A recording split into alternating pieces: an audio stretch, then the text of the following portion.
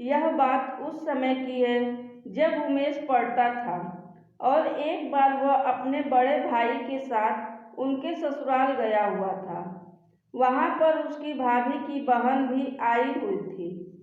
उसका नाम अन्नू था और वह भी पढ़ती थी। उमेश ने जब अन्नू पर गौर किया तो वह किसी न किसी बहाने से बार बार मेरे पास आकर बात करने की कोशिश करती थी। यह सब देखकर उमेश भी धीरे धीरे अन्नू को पसंद करने लग गया था। वह भी उमेश को अच्छी लगने लगी थी। अन्नू देखने में भी काफ़ी सुंदर थी। उसकी आंखें बड़ी बड़ी और चेहरा गोल मटोल था। वह देखने में किसी फिल्म की हीरोइन से कम नहीं लगती थी। मेरे भाई रुपेश ने मजाक में अपने साले से हमारी शादी की बात भी कर डाली। मेरे मन में तो लट्टू फूटने लगे थे।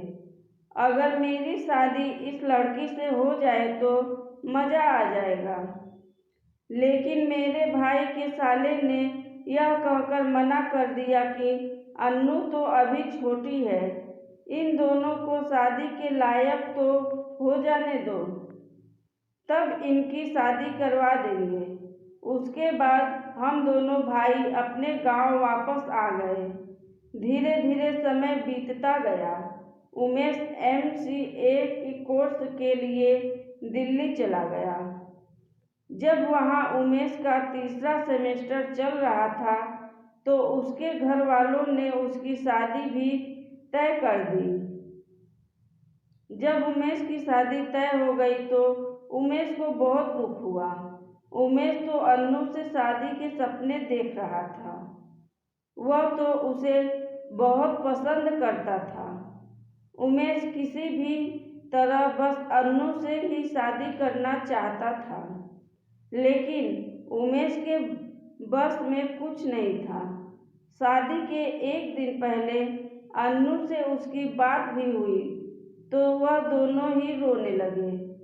अन्नू ने कहा कि अब हमें एक दूसरे को भूल जाना चाहिए, क्योंकि अब इन सब बातों का कोई फायदा नहीं है। जो होना था वह तो हो गया है। उमेश अन्नू को बहुत समझाया और कहा कि मैंने सिर्फ और सिर्फ तुम्हें चाहा है। जब पहली बार तुमको देखा था तब से ही उससे इतना लगाव हो गया था और मैं इसी इंतजार में था कि एक न एक दिन हमारे घर वाले हमारी शादी भी करवा देंगे। उमेश और अन्नू दोनों बातें करके सो गए। जब मेहंदी की रस्म हो रही थी तो अन्नू ने उमेश के हाथों पर मेहंदी से अपना नाम भी लिख दिया।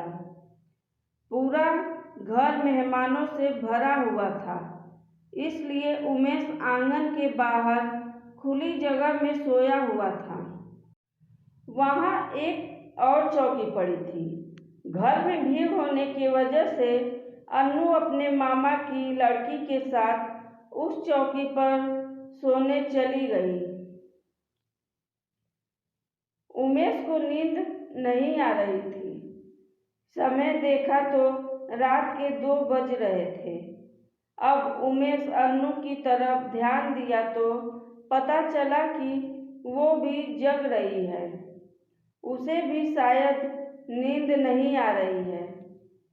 तब उमेश अन्नू को हाथ मारा तो उसने उमेश की तरफ देखा और इशारे में उमेश से पूछा, क्या है? उमेश थोड़ा उठकर देखा तो सभी लोग सो रहे थे, तो वह अन्नू को थोड़ा नज़दीक आने के लिए इशारा किया। अब अन्नू सरक कर उमेश के पास आ गई।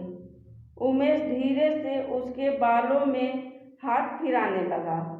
अन्नू उमेश के किसी भी हरकत पर नाराज नहीं हो रही थी। उमेश ने धीरे से अन्नू के माथे पर किस कर दिया। फिर भी उसने कुछ नहीं कहा, लेकिन दोनों को आसपास सोए हुए मेहमानों के उठ जाने का डर था। इसलिए दोनों फिर से अलग हो गए। उमेश पहली बार किसी लड़की के बदन को स्पर्श किया था, क्योंकि अन्नू भी उमेश को पसंद करती थी। इसलिए अन्नू भी उमेश का पूरी तरह से साथ दे रही थी। उमेश उसके कान में चुपके से कहता है, चलो घर के पीछे। अंधेरे में फिर दोनों चुपके से बिना शोर किए जाने के लिए उठ गए। लेकिन तभी उमेश के ताऊ का लड़का आ गया और उसने सबको जगा दिया। फिर उमेश और अन्नू वहाँ से किसी तरह अलग हो गए। फिर उमेश अगले दिन मौका पाकर अन्नू से कहा, मैं तुमसे अकेले में मिलना चाहता हूँ। अन्नू भी जल्दी ही मान गई। फिर उमेश ने अपने एक दोस्त को फ़ोन किया तो उसने अपने खाली प्लाट पर उन दोनों के लिए जगह का जुगाड़ भी कर दिया। अब अन्नू अपने साथ मामा की लड़की को भी लेकर आ गई। तो उमेश उससे पूछा कि वह अपने साथ मामा की लड़की को क्यों लेकर आई हो। तो अन्नू ने बताया कि वह रखवाली करने के लिए उसको साथ में लेकर आई हूँ। इसलिए अन्नू मामा की लड़की को कमरे के बाहर ही खड़ी कर दिया। फिर दोनों अंदर जाकर रूम लॉक कर दिया। उसके बाद दोनों आधे घंटे बाद वहाँ से निकल लिए। उसी दिन शाम को उमेश की शादी हो गई। कुछ दिनों के बाद उमेश को पता चला कि अन्नू की भी शादी हो चुकी है। फिर एक दिन अचानक वह हॉस्पिटल में उमेश को दिख गई। लेकिन उस समय अन्नू अपने पति के साथ थी। इसलिए उमेश ने ज़्यादा बात करने की कोशिश नहीं की। लेकिन उसके बाद अन्नू उमेश से कभी भी नहीं मिली।